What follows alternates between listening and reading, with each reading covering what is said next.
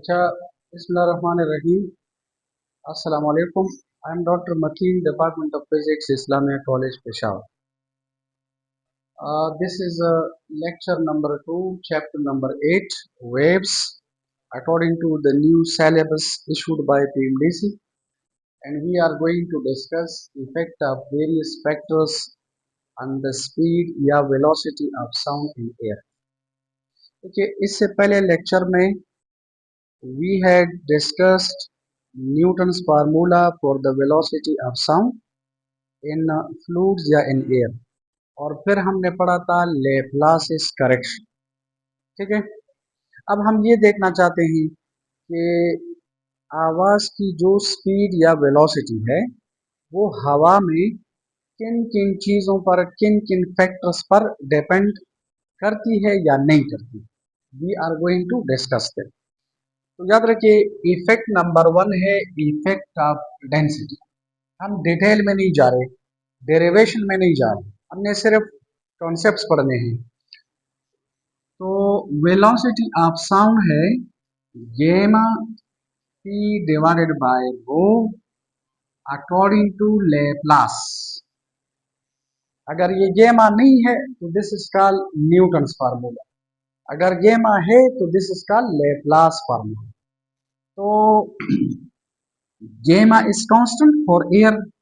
Suppose अगर आप pressure को भी कांस्टेंट रखें तो ये इक्वेशन हमें बता रही है कि velocity of sound is inversely proportional to the square root of density.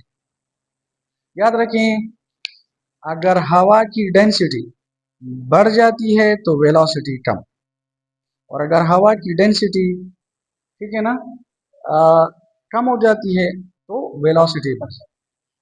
यानी वेलोसिटी का डेंसिटी के स्क्वायर रूट के साथ इनवर्स रिलेशन। अंडरस्टैंड? जिस तरह हमने पहले भी डिस्कस किया था कि अगर इस तरह का एमसीक्यू आ जाए कि in which of the following gases the velocity of sound is maximum, और मसलन लिखा है ऑक्सीजन, हाइड्रोजन, बोथ, नन। याद रखिए, हाइड्रोजन में वेलोसिटी मैक्सिमम, ऑक्सीजन में कम। हाइड्रोजन की डेंसिटी कम है, डेंसिटी कम, वेलोसिटी ज्यादा, और ऑक्सीजन की डेंसिटी ज्यादा तो वेलोसिटी कम। तो याद रखिए, बिल्कुल इसी तरह हवा की डेंसिटी जहां पर बढ़ जाती है तो आवाज की वेलोसिटी कम, और जहां पर हवा की डेंसिटी कम हो जाती है तो आवाज की वेलोसिटी ज्यादा। तो आवाज की वेलोसिटी का डेंसिटी के स्क्वायर रूट के साथ इनवर्स रिलेशन। नंबर टू है इफेक्ट ऑफ मॉइस्चर। हम ये देखना चाहते हैं कि अगर हवा मॉइस्चराइज्ड है, मॉइस्चर का मतलब है हवा में अगर वाटर वेपर्स हैं, तो what will happen to the speed of sound, what will happen to the velocity of sound. तो देखें, वेलोसिटी ऑफ साउंड बराबर है gamma P divided by rho under the root. Look at, हमारे पास suppose ये हवा है, ये जो ब्लू डॉट से ये हवा है, ठीक है, ये हवा इन अ पर्टिकुलर रीजन। अच्छा, नाउ अगर इस हवा में वाटर वेपर्स आ जाते हैं, अगर हवा मॉइस्चराइज हो जाती है, इसके अंदर वाटर ड्रॉप्स आ जाते हैं, वेपर्स आ जाते हैं, the water drops are represented by dot, sorry red dots, ठीक है, लाइक दिस। अच्छा, अब आप जरा सोचें, आप मुझे ये बताएं, अगर हवा के पार्टिकल्स या मॉलिक्यूल्स के दरमियान दरमियान में वाटर वेपर्स आ जाते हैं तो इस हवा का वॉल्यूम बढ़ जाएगा कि कम हो जाएगा? दरमियान दरमियान में वाटर वेपर्स आ जाएंगे तो वॉल्यूम बढ़ जाएगा। देखिए, एयर तो वही एयर है, एयर का जो मेस है एयर का, because we study effect of varies factors on the speed of sound in air. Air का जो मेस है इट रिमेन्स कांस्टेंट, लेकिन दरमियान दरमियान में वाटर वेपर्स आ जाए तो एयर के मॉलिक्यूल्स दूर दूर जाएंगे तो वॉल्यूम बढ़ जाएगा। तो look at the concept, density बराबर है मेस पर यूनिट वॉल्यूम। इधर देखो, अगर दरमियान में ये वाटर वेपर्स आ जाते हैं तो वॉल्यूम बढ़ जाएगा, जब वॉल्यूम बढ़ जाते हैं तो डेंसिटी कम हो जाती है, अगर डेंसिटी कम हो जाती है तो वेलोसिटी बढ़ जाती है। तो याद रखें, मॉइस्चराइज्ड एयर में आवाज की वेलोसिटी क्या ज्यादा, डेंसिटी कम, वेलोसिटी ज्यादा। अगर हवा में मॉइस्चर्स आ जाते हैं, वाटर वेपर्स आ जाते हैं तो हवा की डेंसिटी कम हो जाती है। According to this particular formula, when density reduces तो वेलोसिटी इंक्रीजेस। ठीक है, तो इससे रिलेटेड एमसीक्यूज आ जाते हैं। शाबाश। नंबर 3, नंबर 3 है effect of pressure, effect of pressure. Again, I'll write down the Laplace formula, not the Newton formula. Okay, वो आपको पता है ये Laplace formula है। अच्छा देखें, we are going to discuss the effect of pressure on the velocity of sound। ये देखना चाहते हैं कि प्रेशर का क्या इफेक्ट है। तो look at, आपको पता है जब प्रेशर बढ़ जाता है तो व्हाट हैपन्स, वॉल्यूम कम है, डेंसिटी बराबर है, look at, डेंसिटी बराबर है mess per unit volume. Volume और प्रेशर के दरमियान इनवर्स रिलेशन। तो जरा देखो, जब प्रेशर बढ़ जाता है तो वॉल्यूम, वॉल्यूम कम डेंसिटी। अच्छा, इन अदर वर्ड्स, जब प्रेशर बढ़ जाता है तो डेंसिटी बढ़ जाती है, प्रेशर बढ़ जाता है वॉल्यूम कम डेंसिटी। तो अल्टरनेटिवली वी कैन से ज्यादा प्रेशर का मतलब है ज्यादा डेंसिटी।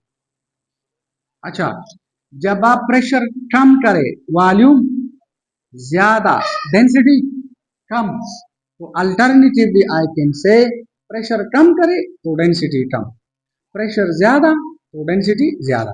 तो इन अदर वर्ड्स, अगर आप प्रेशर ज्यादा करते हैं तो डेंसिटी बढ़ जाती है क्योंकि वॉल्यूम कम हो जाता है, और जब आप प्रेशर कम करें तो डेंसिटी कम हो जाती है क्योंकि वॉल्यूम बढ़ जाता है। तो ज्यादा प्रेशर का मतलब है ज्यादा डेंसिटी, कम प्रेशर का मतलब है कम डेंसिटी। तो लुक एट, ज्यादा बाय ज्यादा और come by come remains constant।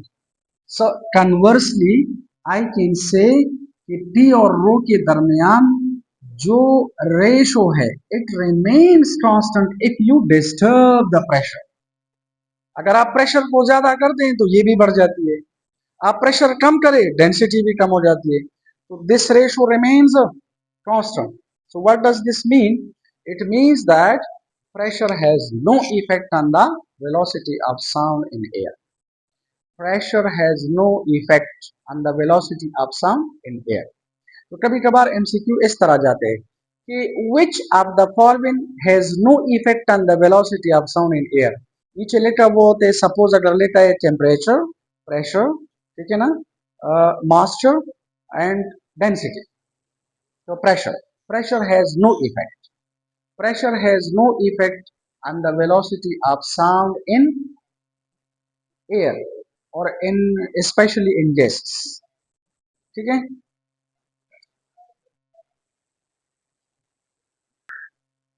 अच्छा देखें, नंबर 4 है इफेक्ट ऑफ टेम्परेचर।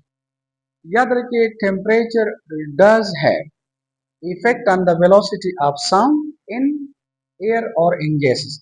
अच्छा, एक बात आप याद रखिए, दिस इज वेरी इंपॉर्टेंट, बल्कि दिस इज एन एमसीक्यू।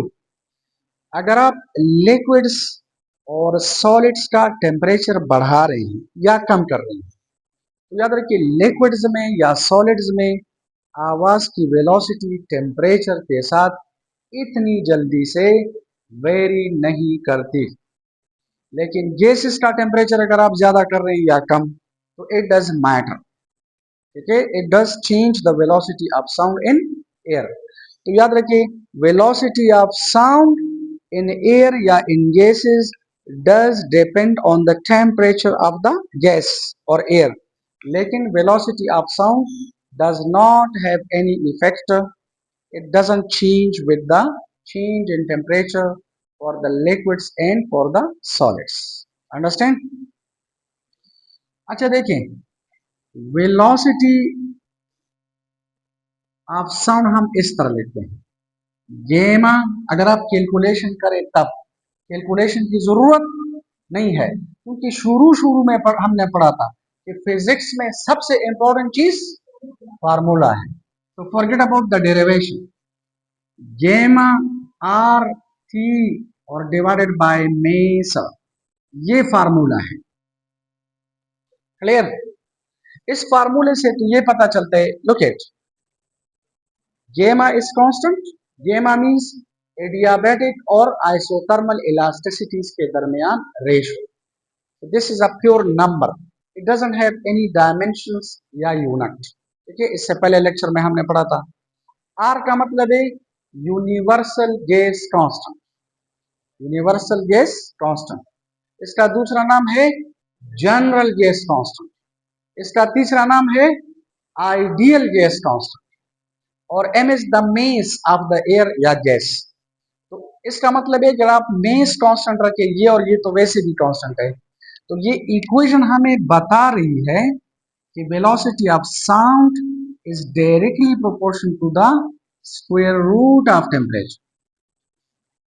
अगर आप टेम्परेचर बढ़ा रहे हैं तो वेलोसिटी ऑफ साउंड हवा में या गैसेस में बढ़ जाती है, सॉलिड्स और लिक्विड्स में इतना इफेक्ट नहीं होता। अंडरस्टैंड? मसलन लुक एट, अगर आप टेम्परेचर 4 टाइम्स ज्यादा करें तो याद रखिए velocity will become double. This is an MCQ. अगर आप टेम्परेचर 9 टाइम्स ज्यादा करें तो velocity will become triple. Is it? अगर आप टेम्परेचर 16 टाइम्स ज्यादा करें इट विल बिकम 4 टाइम्स, 16 का स्क्वायर रूट 4 है। अगर आप टेम्परेचर 25 टाइम्स ज्यादा करें तो वेलोसिटी विल बिकम 5 टाइम्स। लेकिन याद रखें this is not a very good equation, क्योंकि अब अगर आप टेम्परेचर 8 डिग्री सेंटीग्रेड ज्यादा करें या कम करें तो देखिए अगर आप टेम्परेचर 8 डिग्री कम या ज्यादा करें तो ये फार्मूला इतनी जल्दी से हमें इंफॉर्मेशन नहीं देता। So we are going to write down another formula, और वो फार्मूला इस तरह है। This a very good equation, the velocity of sound at any temperature T. याद रखिए स्मॉल टी का मतलब है temperature on the centigrade scale, Celsius scale, और कैपिटल टी का मतलब है temperature on the Kelvin scale. So the velocity of sound at any temperature T could be written as velocity of sound at 0 degree centigrade or plus 0.61 times T. This is a very interesting equation. और इससे we can do so many MCQs. याद रखिए ये formula हमें ये बताता है कि अगर आप तो किसी गैस या एयर, अगर हवा का टेम्परेचर 1 डिग्री सेंटीग्रेड कम या ज्यादा हो जाता है, मसलन अगर हवा का टेम्परेचर आप 1 डिग्री सेंटीग्रेड ज्यादा करें तो आवाज की वेलोसिटी में कितना इंक्रीज आता है? 0.61 metre per second. This is an MCQ. लेकिन अगर आप इसको 100 से मल्टीप्लाई करें तो आई विल राइट 61 सेंटीमीटर पर second. This is another MCQ. अब अगर एमसीक्यूज में इस तरह जाए कि if the temperature of air is increased by 1 degree centigrade, the increase in the velocity of sound will be, मसलन ऑप्शन ए में ये लेता है, ऑप्शन बी में ये लेता है, तो बोथ ए एंगे, ठीक है, नंबर वन। नंबर टू, इस फार्मूले की ब्यूटी ये है कि अगर आपको टेम्परेचर का पता है, you can determine velocity at any temperature T. You can determine velocity because this is 332 meter per second. This is constant. This is the velocity of sound at 0 degree centigrade, which is 332 meter per second. अब मसलन MCQ में इस तरह जाए, look at the velocity of sound in air at 10 degree centigrade will be, नीचे चार option होंगे, तो आप इधर क्या लिखेंगे 332, इधर लिखो 0.61 मल्टीप्लाइड बाय 10, तो इसको अगर आप 10 से मल्टीप्लाई करें 6.1 आ जाएगा, 6.1 को 332 से के साथ ऐड करो तो आपके पास वेलोसिटी एट 10 डिग्री सेंटीग्रेड आ जाएगी। नंबर वन, यानी टेम्परेचर गिवन है, अगर कहते हैं 15 डिग्री सेंटीग्रेड पर व्हाट इज द वेलोसिटी, 20 पर कितनी वेलोसिटी है, 25 पर कितनी वेलोसिटी है, 30 पर कितनी वेलोसिटी है, you can determine. So many MCQs are possible, लेकिन रिमेंबर कभी कभार इस तरह होता है, इस तरह कि मसला अगर इस तरह लिखे कि at what temperature the velocity of sound, ठीक है, इज मसलन इधर 10 है सपोज, तो ये 6.1 332 के साथ ऐड करे तो 338.1, अगर इस तरह जाए कि at what temperature the velocity of sound in air is 338.1 metre per second, तो नीचे चार ऑप्शंस होते हैं, मसलन लिखा है 10 degree centigrade, 15 degree centigrade, 20 degree centigrade, फला फला, तो 10 डिग्री सेंटीग्रेड, मतलब टेम्परेचर गिवन है, you can determine velocity, velocity given है तो यू कैन डिटरमिन टेम्परेचर, ठीक है। तो so many MCQs are possible, is it. And now we are coming to the last effect, वो है इफेक्ट ऑफ विंड, विंड का इसके ऊपर क्या इफेक्ट है। अच्छा देखें, नंबर 5 है इफेक्ट ऑफ विंड। याद रखिए एयर और विंड में फर्क है, विंड का मतलब है चलती हवा, blow in air, flow in air को हम कहते हैं मूव इन एयर को वी कॉल विंड, हवा ना wind, when the air is moving with a particular velocity in a particular direction, so it becomes wind, understand। अब wind का इसके ऊपर क्या असर है, देखो हमारे पास सपोज अगर ये एक सोर्स ऑफ साउंड है, इस सोर्स ऑफ साउंड से आवाज आ रही है with a particular velocity v, ठीक है ना, this is the velocity of sound, clear. और अगर हवा इस डायरेक्शन में जा रही है, हवा इस डायरेक्शन में चल रही है, तो हवा की जो वेलोसिटी है आई यानी विंड की जो वेलोसिटी है आई कॉल दिस VW। अच्छा, चैप्टर नंबर 3 में हमने रिलेटिव वेलोसिटी का एक कॉन्सेप्ट पढ़ा था, याद है, उधर हमने पढ़ा था कि when velocities are parallel they are subtracted, when they are anti parallel they are, वो कंसेप्ट यहां पर नहीं चलेगा, वो कंसेप्ट यहां पर नहीं चलता, क्योंकि रिलेटिव का मतलब है कि अगर आप इन दोनों की रिलेटिव वेलोसिटी कैलकुलेट कर रहे हैं तो दे आर, लेकिन अगर यहां पर कोई ऑब्जर्वर खड़ा है, देखिए another observer is here, this is an observer.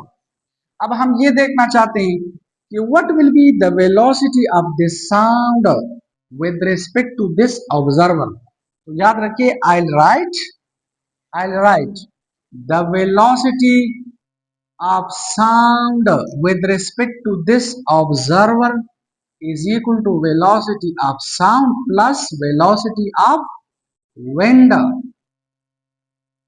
These two velocities are added for this observer. अगर इनकी आपस में आप relative कैलकुलेट करना चाहते हैं तो फिर subtracted. Then you will have to go back to chapter number 3. लेकिन याद रखें यहाँ पर कॉन्सेप्ट ये है कि इस ऑब्जर्वर के लिए these velocities are added. देखिए it is very simple. For example, अगर आवाज इस डायरेक्शन में जा रही है और हवा भी इस डायरेक्शन में, तो ये हवा इस आवाज को और तेज करती है। मतलब हवा की वेलोसिटी विंड की वेलोसिटी साउंड की वेलोसिटी के साथ ऐड हो जाती है। तो इस आदमी के लिए आवाज की जो स्पीड है या वेलोसिटी है वो बढ़ जाती है। तो इसका मतलब है कि अगर हवा, दो एमसीक्यूज है, अगर हवा यानी विंड आवाज के डायरेक्शन में चल रही है तो याद रखिए ऑब्जर्वर के लिए आवाज की जो इफेक्टिव वेलोसिटी है वो ज्यादा। और अगर ऑपोजिट में, अब आप देखें ये हवा यानी विंड ऑपोजिट डायरेक्शन में जा रही है तो फिर व्हाट विल हैपन, इस आदमी के लिए आवाज की यानी साउंड की जो वेलोसिटी है with respect to this observer, this will be equal to velocity of sound minus velocity of wind, because they are anti parallel. ठीक है, तो अगर हवा और आवाज पैरेलल है तो ऑब्जर्वर के लिए इफेक्टिव वेलोसिटी ज्यादा।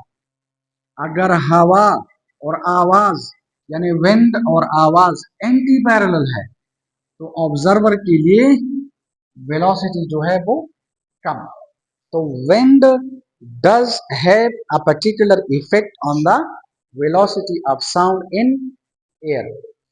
अगर आपको समझ नहीं आ रही, I am going to give a very simple example.